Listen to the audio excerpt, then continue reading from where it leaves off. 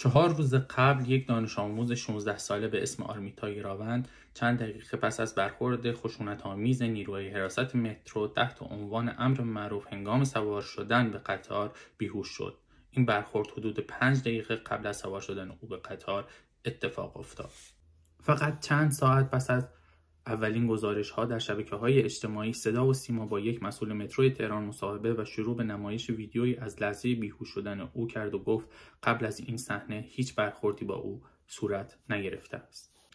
که 2 اتفاق مهم می‌توان از آن برداشت کرد. 1. واکنش سریع رسانه‌ای حکومت.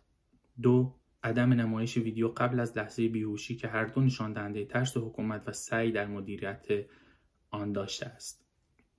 که سناریوی مشابه کشته شدن مهسا امینی و شلیک سپاه به هواپیمای اوکراینی است که واکنش سریع حکومت در هر دو آن به همین شکل بوده است و حکومت با این واکنش سریع خود سعی داشته که خط داستانی را مغایر با چیزی که اتفاق افتاده را در ذهن جامعه تزریق بکند و هیچ خبرنگاری را در نزدیکی محلی که آرمیتا بستری است راه ندادند، چون به وسیله دهها مأمور امنیتی یک دختر جوان خبرنگار که قصد تهیه گزارش را داشته دستگیر شده است.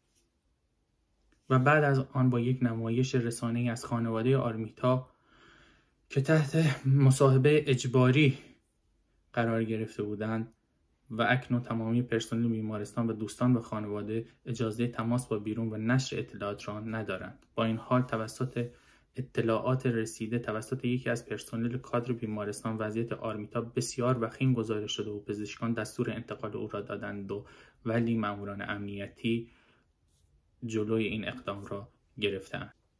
به علت آن را یک مورد امنیت ملی گزارش کردند. با این حال کسی اجازه نزدیک شدن به اتاق محل بستری او را ندارد.